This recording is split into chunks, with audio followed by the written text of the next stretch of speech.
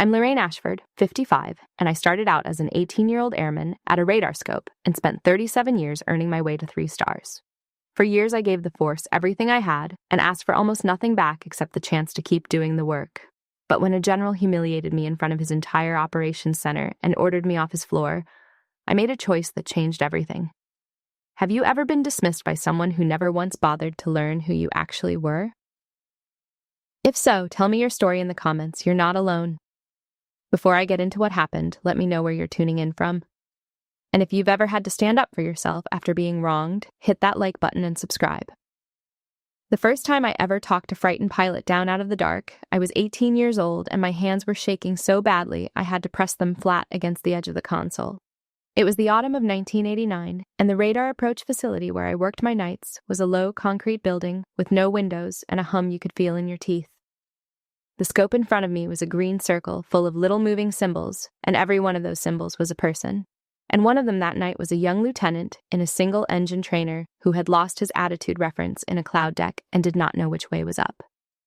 I remember the voice of my supervisor more than I remember my own. Silas Beaumont was a staff sergeant then, though everyone already talked about him the way you talk about a man who is going to retire wearing the highest enlisted rank there is. He did not lean over my shoulder and grab the handset out of my grip the way I wanted him to. He crouched next to my chair so his mouth was near my ear, and he said one thing. "The room is going to tell you to hurry," he said. "Your whole job right now is to be the one person in here who does not." So I slowed down. I made my voice come out at half the speed my heart was going. I gave that lieutenant a heading and an altitude and a single simple instruction at a time. And I did not let him hear anything in me except certainty I did not actually feel. When his aircraft finally broke out of the cloud and I saw the symbol steady on the scope and heard him breathe on the frequency, I realized I had been holding my own breath for a very long time. That was the night I understood what I was going to do with my life. Not fly, not command, at least not the way I would come to understand command much later. What I fell in love with, standing in that windowless room, was the discipline of being calm on purpose while everything around me tried to make me afraid. The scope taught me that panic is just noise with a uniform on. It taught me that the person who wins a bad night is almost never the loudest one. It is the one who keeps their voice level while their hands shake behind the console where nobody can see. I enlisted at 18 because my family did not have money for anything else. And because a recruiter told me the Air Force would teach me a trade, and because I wanted, more than I wanted almost anything, to be good at something hard. I was an airman basic scrubbing floors before I ever touched a scope. I was an airman first class before anyone let me speak on a live frequency. By the time I was a senior airman, 20 years old, I had worked a deployment surge, where the traffic came in faster than the book said any one controller should handle, and I had learned that I did not freeze. Other people froze. I got quieter. There was one night that surge, the one I still measure other nights against, when the weather closed in fast over a field full of aircraft that needed to be somewhere else, and the traffic stacked up over my sector until the book would have told me to hand half of it away. I did not hand it away. There was nobody to hand it to. So I worked it, one instruction at a time, slowing my voice down until it was almost a lullaby, giving each crew the single next thing they needed and nothing more. And I brought all of them down, or sent all of them on. And when it was over, I sat in the chair for a full minute before I could make my legs work. Beaumont did not say anything that night. He just took the cup of coffee out of his own hand and set it down in front of me, which from him was the same as a medal. I have been given actual medals since. I remember the coffee better. Beaumont watched me through all of it. He was the kind of supervisor who never told you that you were good, because he thought praise made people soft, but who would quietly hand you the hardest sector on the busiest night because he trusted you with it. That was his praise, the hardest work, handed over without a word. I chased that feeling for 37 years. I am still chasing it. People look at me now and they see 3 silver stars on each shoulder, and they make an assumption about how a person gets to be a lieutenant general. They imagine a straight golden road. They imagine someone who was always in charge, who was groomed for it, who never had to press her shaking hands flat against a console and pretend. They are wrong, and the being wrong is the whole story I want to tell you, because a man once looked at me in a room full of people and decided I was the least important person there. He said so out loud, and what happened after he said it taught me, all over again at 55, the lesson an old staff sergeant taught me at 18. I keep a small thing on my desk to this day. It is a worn plastic ruler, the kind we used to slide across a scope to measure separation between aircraft before the computers did it for us. It does nothing now. It is a relic of a job most people have never heard of. But when I look at it, I remember the girl who learned that the room will always tell you to hurry, and that her job is to be the one who does not. Everything else, every rank, every command, every star, is just that girl, grown up, still standing at the scope. For years I gave the force everything I had and asked for very little back except the chance to keep doing the work. I missed weddings and funerals. I moved 11 times. I sat with young airmen through the worst nights of their lives and taught them to breathe. I never once believed that any of it entitled me to be treated as important. I believed the opposite. I believed that the higher you go, the more your job is to be the calm hand for people who cannot see you and do not know your name. That belief is the reason the story I am about to tell you ended the way it did. It is also the reason I am telling it to you at all. Because if you have ever poured yourself into something for years, quietly, well, without applause, and then watch someone with a louder voice and a shinier title look straight through you as if your years were nothing, then this story is for you. I know that particular kind of silence, the one you keep while a person humiliates you in front of a crowd. I kept it too, and I learned that the silence is not weakness. The silence is you, loading. By the spring of 2026, I had been wearing the uniform for 37 years, and I had made it to Lieutenant General. 3 stars, which is a rank that surprises people when they learn. I started as an enlisted controller, mopping a floor. I was a deputy commander for operations by then, and my days were mostly meetings and decisions, and the slow grinding work of keeping a very large organization pointed in the right direction. I did not sit at scopes anymore. But I never stopped thinking like a controller.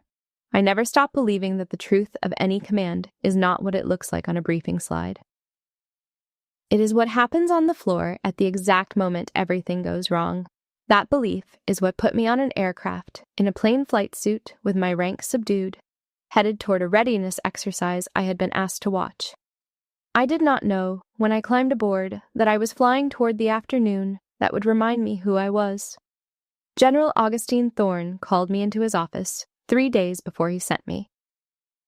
Thorne was a 4-star, the combatant commander, a big, quiet man who had come up flying heavy aircraft and who had learned somewhere along the way that the loudest person in the room is usually hiding something. He and I had known each other for 20 years. He trusted me the way you trust someone who has told you an unwelcome truth to your face and been right. He did not sit behind his desk when I came in. He sat in one of the 2 chairs by the window, which was how I knew the conversation was going to be a real one, and not a performance for anybody else. "I need you to go look at something for me," he said. "There is a no-notice readiness exercise running next week. Major General Merrick's shop is executing it. On paper, his command is the best in the theater. Every metric he sends me is green. Every briefing is polished. Every slide is perfect." He turned the coffee cup in his hands. "I have been doing this too long to trust a thing that is perfect on paper." "You want me to grade the exercise?" I said. "I want you to see the command," he said. "Not the show they put on for a visitor. The command, how the floor actually runs when the pressure comes on. How the general treats the youngest person at the scope when nobody important is watching." He looked at me. "Which is why I do not want you to announce yourself. No entourage, no advance call. I want you to walk in like a contractor observer and stand at the back and watch." I understood exactly what he was asking, and I understood why he was asking me. I had spent my whole career learning to read a room from the back of it. And there was a part of me, an old part, a part that still remembered the girl at the windowless console, that wanted very much to stand on an operations floor again, even quietly, even as nobody. "You know what will happen if I do it that way," I said.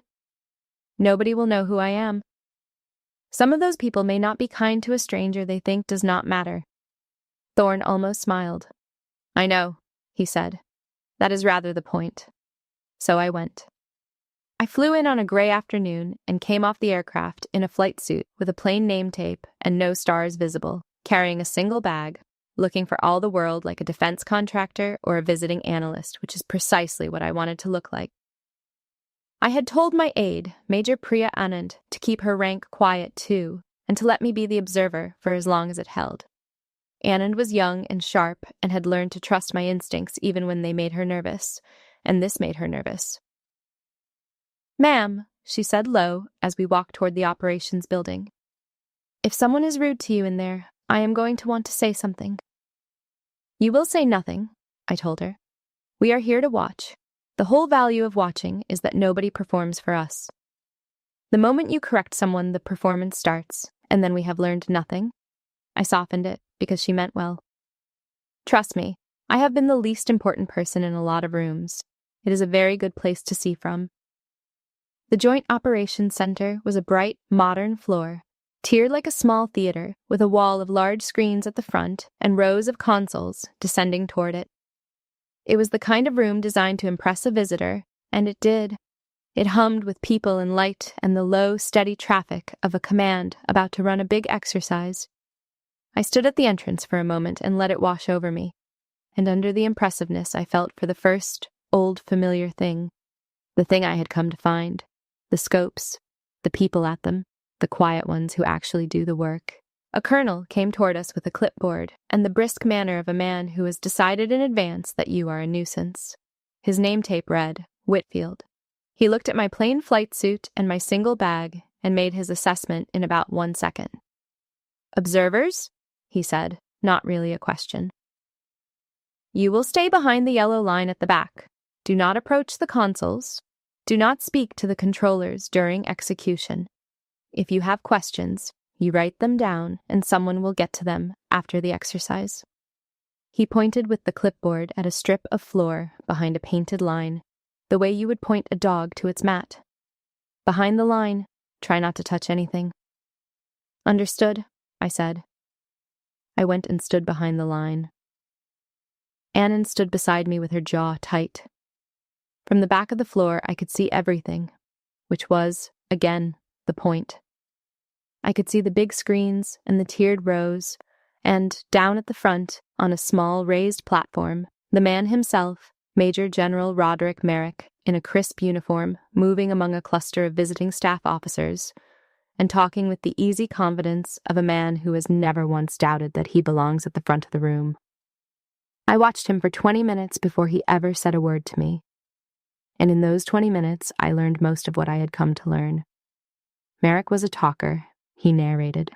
He walked the visiting officers along the top tier and gestured at the screens and described in a warm and practiced voice how his command had transformed readiness, how his metrics led the theater, how the exercise they were about to see would demonstrate a level of integration that other commands could only aspire to.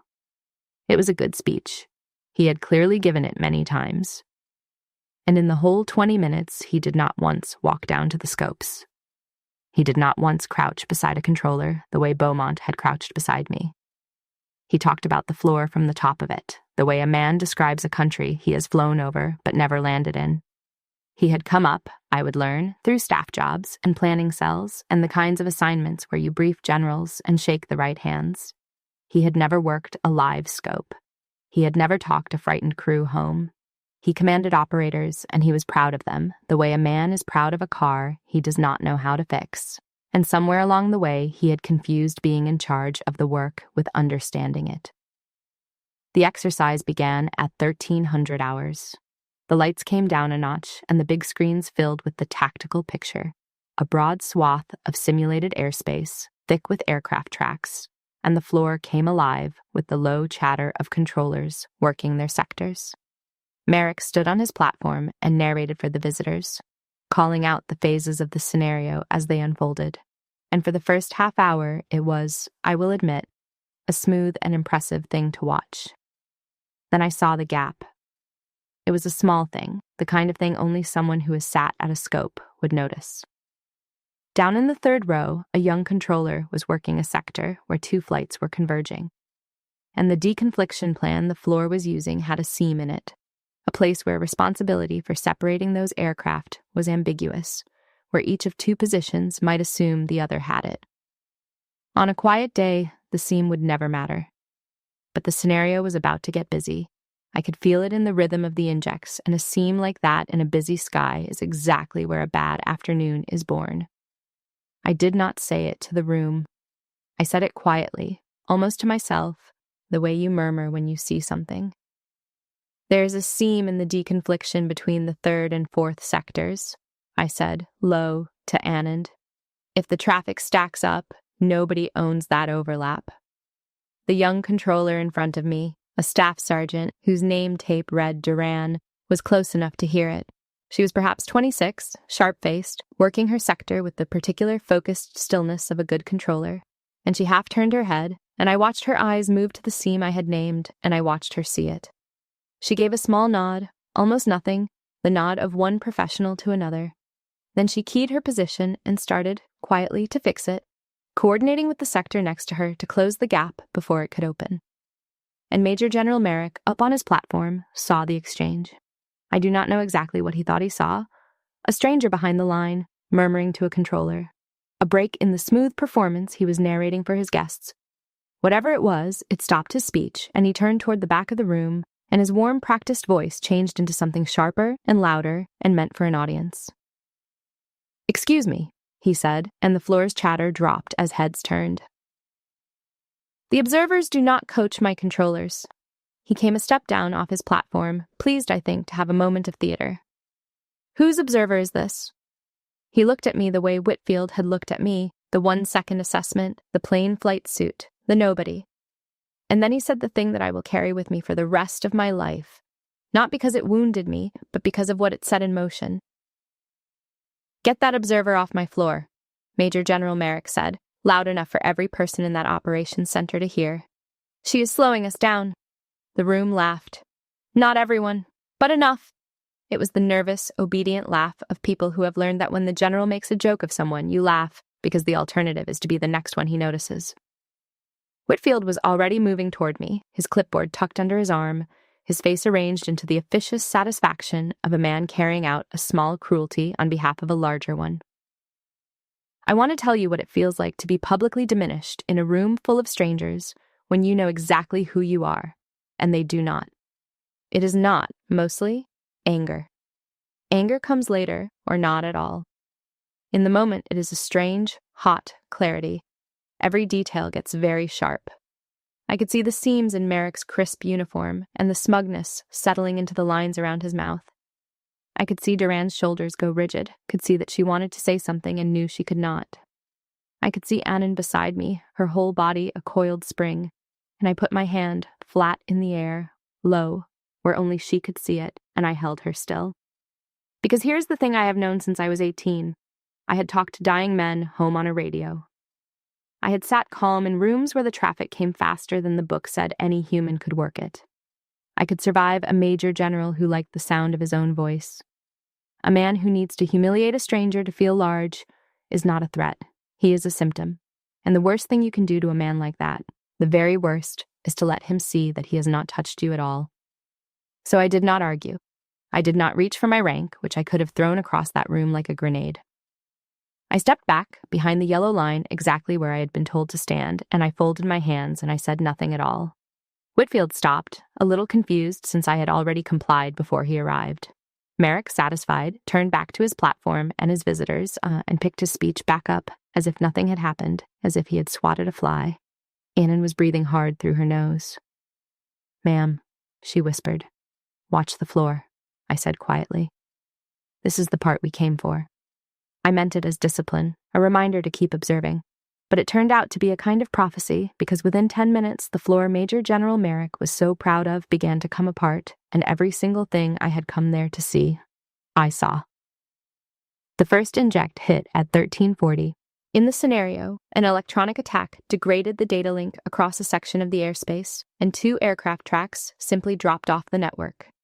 On the big screen, where a moment before there had been clean symbols moving in orderly lines, there were now 2 holes, 2 aircraft that the automated picture could no longer see, and that had, in the logic of the exercise, also lost radio contact. In the language of the trade, they had gone dark and gone Nordo at the same time, and they were somewhere in a crowded sky with other traffic that could no longer see them either. It is a hard problem. It is not an impossible one. Any controller who has worked a real degraded environment has a way of solving it. You fall back on your last known picture, you use time and speed and heading to reconstruct where those aircraft must be.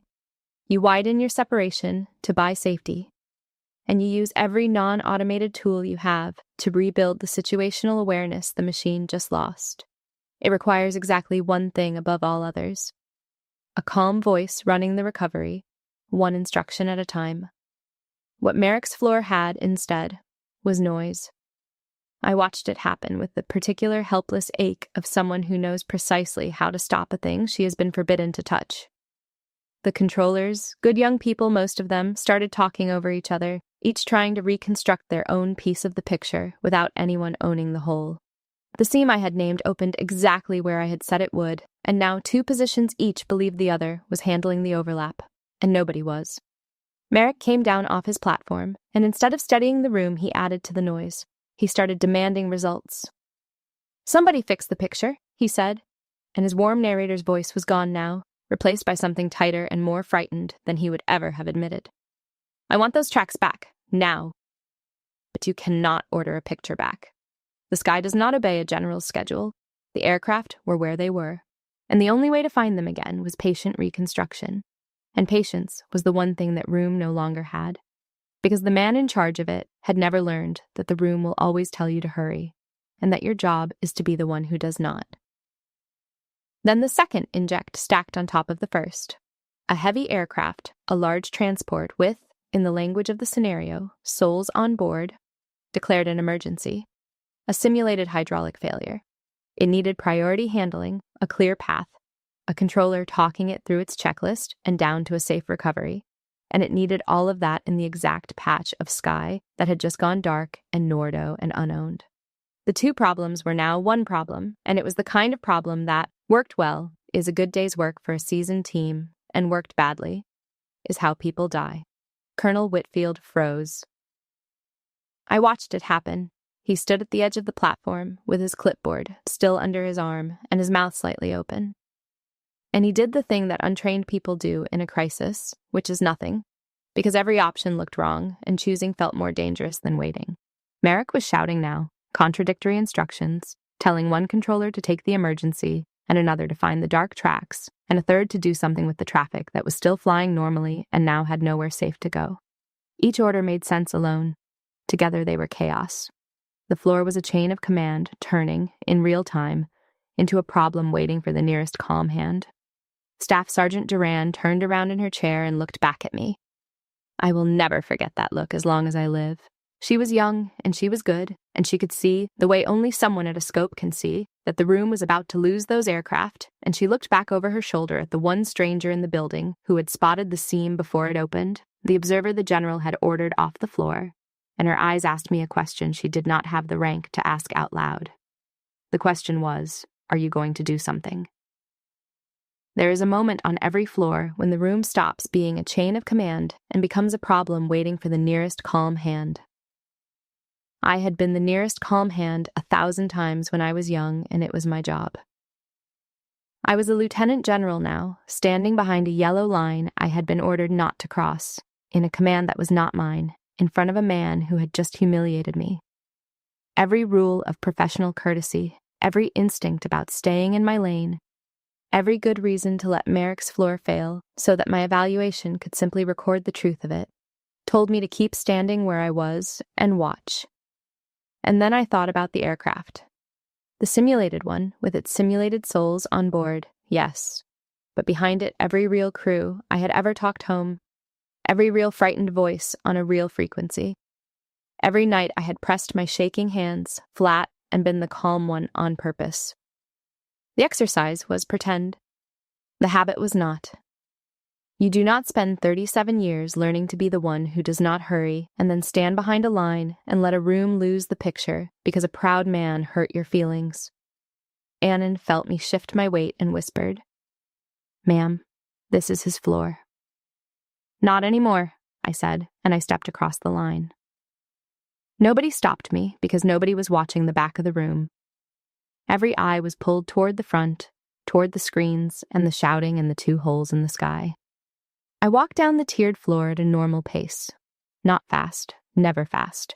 And I came to the empty position beside Staff Sergeant Duran, a scope that had been abandoned when its controller got pulled into the shouting, and I sat down in the chair and I put on the headset that hung there, and I looked at the picture.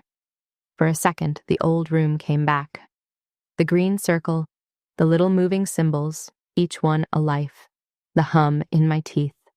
37 years fell away and I was 18 again, and also I was exactly as old and as ready as I had ever been, and my hands, I noticed, were not shaking at all.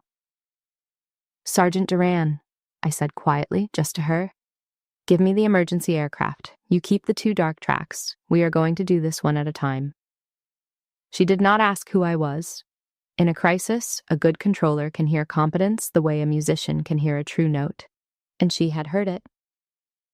"Yes, ma'am," she said, and slid the emergency handoff to my position, and just like that, the 2 of us had carved the impossible problem into 2 problems, each owned, each ownable. I keyed the position. I did not raise my voice. I have never raised my voice on a frequency in my life. I just started giving the room the orders it already needed, one at a time in the order they needed to come. "All positions," I said, and something in the calm of it cut through the noise the way a low, steady tone cuts through static. "Stop transmitting unless it is an emergency. I have the picture on the heavy. 3rd and 4th sectors. You no longer own the overlap. I own it. Acknowledge." A beat of startled silence, then 2 crisp acknowledgements. The scene closed. One problem gone. Then I brought the heavy aircraft home. I talked it through its checklist the way you talk anyone through the worst moment of their day, one instruction at a time, never more than the crew could hold. "Turn your traffic left, descend and maintain. I have the picture. You are not alone up there." I widened the separation around it and cleared its path and gave it the sky it needed. And beside me, Staff Sergeant Duran, freed now to work only her piece, reconstructed the 2 dark tracks from their last known positions exactly the way the book says, and almost nobody has the nerve to do under pressure, and one by one the holes in the picture filled back in. The floor went quiet. Not the frozen quiet from before. A different quiet. The quiet of a room that has found, in its middle, a still point, and has begun to organize itself around it. Controllers stopped shouting and started working. The picture came back together on the big screen, track by track, until the sky was whole again, and the emergency aircraft was steady on final and safe. And the last dark track was found and separated and flying clean. Beside me, Staff Sergeant Duran had done something I want you to understand the difficulty of, because it is the kind of thing that never makes it into a story like this, and it is the thing that actually mattered. Reconstructing a track that has gone dark is not guessing. It is arithmetic done under fear. You take the aircraft's last known position, its last known heading, its last known speed, and you project it forward through the seconds that have passed, and you trust the numbers even though every instinct is screaming at you to reach for the reassurance of a symbol on a screen that is no longer there. Most people cannot make themselves trust the arithmetic when they are afraid. Duran could. She built both of those tracks back out of nothing but discipline and mathematics, while a general shouted 10 feet from her head, and she did it without once raising her voice. And when I heard her call the first reconstructed track and clear it, I knew I was sitting next to a controller as good as any I had ever trained. It had taken, from the moment I sat down, perhaps 4 minutes. It felt like 4 seconds, and it felt like 4 hours. When the last track steadied, I let out a breath I had been holding, the way I held one at 18, and I realized the entire operations center was silent, and that every person in it was looking at the back of the head of the observer the general had ordered off the floor. Major General Merrick was staring at me. I could feel it before I turned. When I did turn, I saw a man whose face was working through several things at once, and none of them was gratitude. He was confused because the crisis was solved and he did not understand how. He was afraid because some part of him had understood in the last 4 minutes that the thing he was proud of had nearly failed, and that a stranger had saved it. And under the confusion and the fear, rising fast, was anger. Because a man like Merrick can forgive almost anything except being rescued in front of the people he needs to think he is large. "Who authorized you to touch that position?" he said. His voice was trying to be the loud, sharp voice from before, but it had a crack in it now that everyone could hear. "You are a civilian observer. You crossed my line. You put your hands on my floor." He was walking toward me, and Whitfield was trailing him, unfrozen now that there was a person to be angry at instead of a problem to solve. "I want your name, and I want your company, and I want you off this installation. Do you have any idea what you have just done?" I took off the headset. I hung it back on its hook, carefully, the way you leave a position for the next controller. I stood up, and I still did not reach for my rank because I had decided something in the last 4 minutes that I want to try to explain to you. He wanted me to be angry. He wanted me to shout back, to pull my stars out and slam them on the console, to make it a fight between two people of different sizes. Anger would have made us equals. Anger would have turned a lesson into a quarrel, and a quarrel he could survive, could spin, could tell his version of later over a drink. So I gave him something worse than anger. I gave him my full, quiet, unhurried attention, the same attention I give an aircraft in trouble. And I let him keep talking until he ran out of things to say, and the running out in front of his whole command was more terrible than anything I could have said. That was when the secure line rang. One of the controllers picked it up, listened, and then stood up so fast his chair rolled backward, and he said in a voice that carried across the silent floor, "Sir, it is General Thorne. He is asking for the observer." Everyone knew who General Thorne was. The 4-star, the combatant commander, the man whose picture hung in the front of the building. There is a particular stillness that comes over a military room when a name like that enters it, and that stillness came over the operations center now, and Major General Merrick's angry momentum died in the middle of a sentence. I walked to the phone. I did not hurry. I picked it up and I said, "Ashford." Thorne's voice, dry and warm, came down the line, and he had clearly been watching a feed, because he said, "That was a nice piece of work, General. Just like the old days." Then his voice changed, became formal, became the voice of a 4-star combatant commander addressing a command, and he said, "Put me on the floor, Speaker." I found the switch. I had, after all, sat at that kind of position for a living. Thorne's voice filled the operations center. "This is General Augustin Thorne," it said, and every spine in the room straightened. "The observer standing on your floor is Lieutenant General Lorraine Ashford, my deputy commander for operations. I sent her here to evaluate this command. She runs this evaluation, and based on what I have just watched, she may, before long, run considerably more than that. General Merrick, you will extend her every courtesy. Thorne out." The line went dead. The silence that followed it was the loudest silence I have ever stood inside. I turned around to face the room, and it was a different room than the one I had walked into an hour before. Colonel Whitfield had gone the color of paper. The visiting staff officers, who a moment ago had been laughing along with the general's little joke about the observer, were now studying the floor as if they might find somewhere to hide in it. Staff Sergeant Duran was standing at her position, at a kind of attention she had not been ordered to assume. And on her young, sharp face was an expression I can only call fierce joy. The joy of a person who has just watched the world briefly arrange itself the way it is supposed to and almost never does. And Major General Merrick stood in the middle of his operations floor, his crisp uniform suddenly looking like a costume, understanding all at once that the person he had ordered off his floor, the stranger he had made a room full of people laugh at, was a 3-star general who now held his career in her hands. He tried to recover. Men like him always do. It is almost the saddest part. "General Ashford," he said, and his voice was doing something awful, trying to find its way from the bluster of 2 minutes ago to some new register of respect, and finding no clean path between them. "I had no idea. If I had known who you were, I would never have. That is to say, the observer protocol, it is standard, it was not personal. I hope you understand that it was nothing personal." I looked at him for a moment. And here's the thing I understood, standing there, that I had not fully understood before. The thing this whole afternoon had come to teach a woman who thought she had already learned everything the scope had to teach. It was never about whether he knew who I was.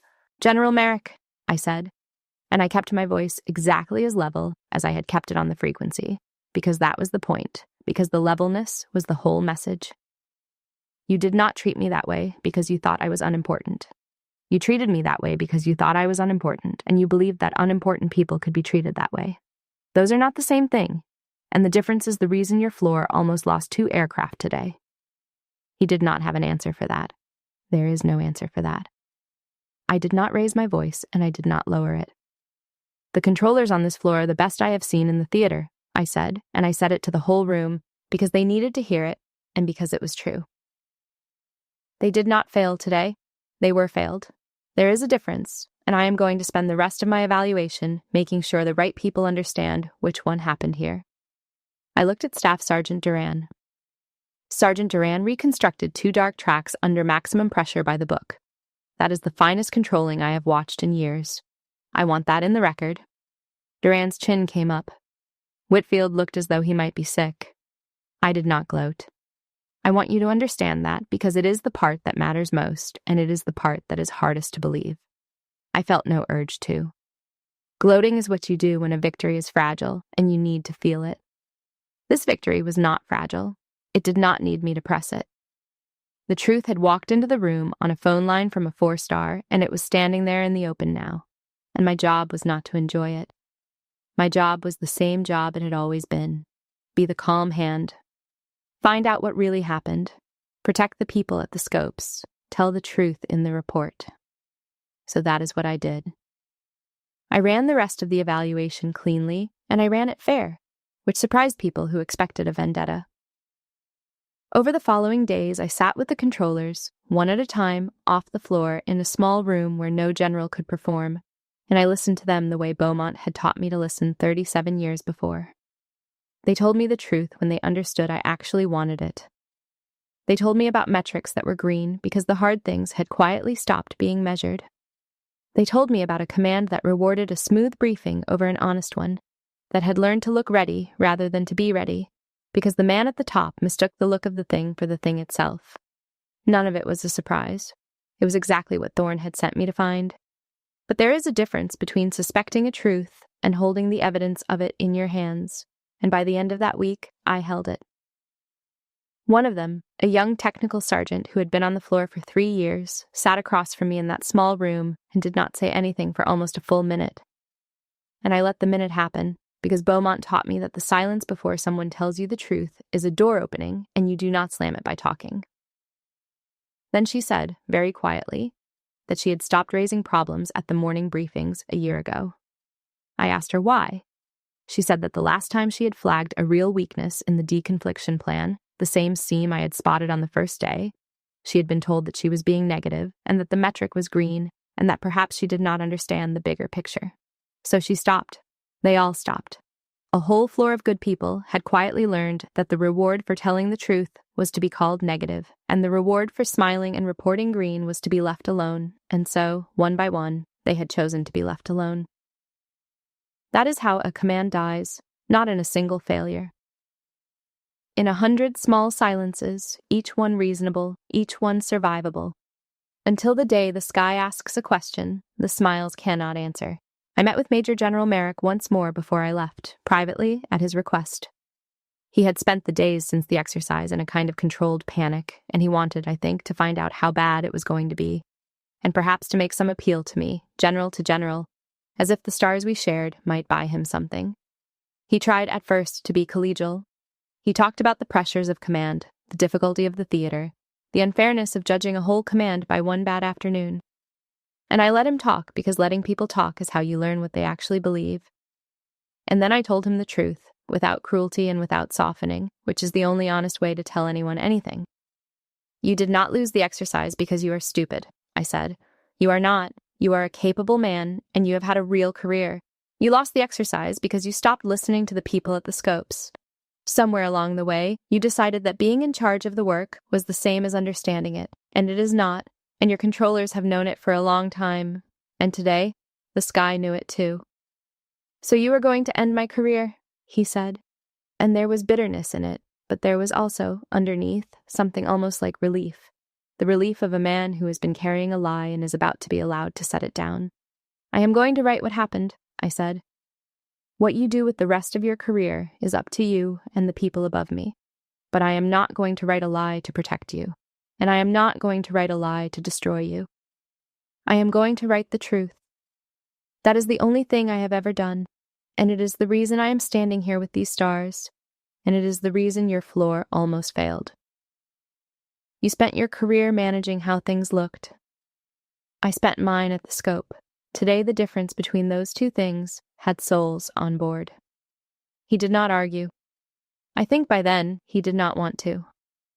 That night I called Silas Beaumont. He was 72 by then, long retired, living in a small house with a big garden, a chief master sergeant who had reached the very top of the enlisted force and then walked away from it without a backward glance. I called him because I always call him after a hard day, because 37 years later he is still the person I most want to tell, and because the girl at the windowless console never really leaves you no matter how many stars they hang on your shoulders. I told him the whole thing, the plain flight suit and the yellow line and the general who ordered me off his floor, the seam I saw, the 2 dark tracks and the emergency aircraft and the 4 minutes at the scope, the phone call from Thorne, all of it. Beaumont was quiet for a while when I finished, in the way of old men who have learned that silence is a kind of answer. Then he said, "Sounds like you were the calm one again." "I was," I said. "Then you did your job," he said. "Same job you had at 18. They just keep giving you more people to be calm for." I heard him smile down the line. "You still slow your voice down when it matters." "Every time," I said. "You are still in there, Chief, right next to the scope." "Good," he said. "Keep me there." The evaluation went up the chain, and it did what honest evaluations do, which is take a long time and make people uncomfortable, and eventually settle the truth into the record where it cannot be argued away. Major General Merrick's name had been on the list for his 3rd star. It came off the list. There was no public disgrace, no ceremony of humiliation, none of the loud comeuppance that people imagine when they picture a story like this. His promotion simply, quietly, stopped the way a track drops off a network, there one moment and gone the next, and everyone who needed to understand why understood. And no one needed to say it out loud. I did not celebrate that either. A man losing the thing he wanted most is not an occasion for joy, even when he earned the losing. What I felt mostly was the quiet that comes after you have told the truth and it has held. It is not triumph. It is more like rest. I thought about him once or twice in the weeks after. I wondered whether he understood, even now, what had actually happened to him, or whether he had already begun to build the more comfortable version, the one where a stranger broke his protocol and an old friend of hers happened to be watching, and the whole thing was bad luck rather than a mirror. I hoped, for his sake, that he did not build that version, because a man who understands why he failed can still become something, and a man who explains it away cannot. But I could not make him understand it. Nobody can make another person see the thing they have spent a career deciding not to see. All you can do is tell the truth in the record and leave the door open and let them walk through it or not. I had told the truth in the record. The door was open. The rest was his. A few weeks later, General Thorne called me back into the office with the 2 chairs by the window. "The board read your findings," he said. They also read the transcript of that afternoon, and they watched the feed, every one of them. He looked at me with those unhurried eyes. "They want you in the chair. The command is yours if you will take it." I did not answer right away. I had not gone looking for the command. I had gone looking for the truth, which is the only thing I have ever gone looking for. But I thought about the floor, and the scopes, and the young controllers who had been failed and had not failed. And I thought about Staff Sergeant Duran reconstructing 2 dark tracks under maximum pressure while a general shouted. And I understood that the question was not whether I wanted the command. The question was whether those scopes deserved someone who had sat at one. "I will take it," I said, "not to replace him, to be the calm hand for the people he stopped listening to." Thorne nodded slowly. "I know," he said. "That is rather the point." I visited the operations center once more before the change of command, unannounced again in the same plain flight suit, because I wanted to see the floor the way it really ran and not the way it would run for a visiting general. I stood at the back, behind the yellow line, in the exact spot where I had been ordered to stay. And I watched a clean floor, Duran was running a sector with the quiet competence I had seen in her the first day, and the noise was gone, and the room had the low, steady hum of people doing hard work well. The culture was already changing, the way a room changes when the person at the top starts, even a little, to listen. Duran saw me at the back and did not, this time, look away. She held my eye across the floor and gave me the smallest nod, the nod of one professional to another, the same nod she had given me before she knew who I was. It was, I think, the finest thing I earned in that whole command. Not the stars, not the chair. That nod from a young controller who had decided I mattered before she had any reason to, and who now knew that she had been right. The change of command was on a bright morning on the floor of the operations center, with the big screens dark behind us and the command drawn up in ranks. I have stood through many of these ceremonies. I did not expect this one to move me, and it did. Silas Beaumont came. He was old, and he moved slowly, and he wore a plain civilian suit because he had earned the right, decades ago, to never wear a uniform again. And he sat in the front row and watched a girl he had trained at a windowless console take command of a joint operations center. I found his face in the crowd during the ceremony, and he did not smile, because he never has, but he gave me a small nod, and it was the same nod as Duran's, and I understood that they are all the same nod, across all the years, one professional to another, the only real currency there has ever been. After the ceremony, an officer from my new staff walked me toward the command suite and began, gently, to explain how things were done here, the standing meetings, the briefing rhythm, the way the general liked the morning update built. I stopped him, not unkindly, and I told him that the first thing that was going to change was the morning update. From now on, I said, the first slide would not be the metrics. The first slide would be the single hardest problem anyone on the floor had seen in the last day, named by the person who saw it, and we would spend the most time on the thing that was worst, not the thing that looked best. He wrote it down with the careful face of a man who is not sure whether he has just been given a good idea or a dangerous one. I did not explain it further. He would understand it the first morning a technical sergeant stood up and said something true, and watched me thank her for it instead of calling her negative. Culture is not a speech. It is what happens to the person who tells you the truth, in front of everyone, the first time. My first act as commander was one that confused my new staff. Before the meetings, before the briefings, before any of the work of running a command, I went down to the floor, and I found an open position, and I sat down at a scope for 1 hour. I put on the headset. I did not run any live traffic. The day did not require it. But I sat at the position and watched the picture and let my hands rest on the console. And I remembered. I remembered the girl with the shaking hands. I remembered Beaumont crouching by my ear. I remembered 37 years of learning, over and over, that the room will always tell you to hurry, and that your whole job is to be the one person who does not. I remembered a man in a crisp uniform who looked at me and decided I was the least important person in his room, and said so and made people laugh. And I remembered that I had not answered him with anger. I had answered him by sitting down at a scope and doing the work, and the work had answered for me, the way it always does if you are patient enough to let it. I want to leave you with the thing I have come to believe, after all of it, standing at that scope on my first morning in command. Rank is not what you shout when the room is calm.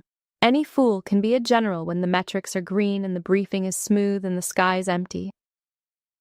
Rank, real rank, the kind you cannot pin on a shoulder, is what you do when the room falls apart. It is the level voice when everyone else is loud. It is the willingness to sit down at the abandoned position and take the hard problem yourself. It is being the calm hand for people who cannot see you and do not know your name. If someone has ever looked at you and decided you were the least important person in the room, if they have said it out loud in front of others and watched people laugh, then I want you to hear this from a woman who has stood exactly where you are standing. Let them. Let them think it. Do not spend your one wild life trying to convince a loud man that you matter. Keep your voice level. Do the work. Be so good, so quiet, so calm on purpose, that when the room finally falls apart, and it always does, you are the one still standing at the scope when the noise stops. That is the whole secret. That is the only revenge worth having. Not making them small, just being, quietly, the person you always were until the day the truth walks in on a phone line and stands in the open, and everyone in the room turns around, at last, to look. If you've ever been the quietest person in the room, the one nobody thought mattered, right up until the moment everything fell apart and suddenly you were the only one who could hold it together, I would love to hear about it in the comments. Have you ever kept your voice level while someone tried to humiliate you in public? Did the truth ever walk in and set the record straight when you least expected it?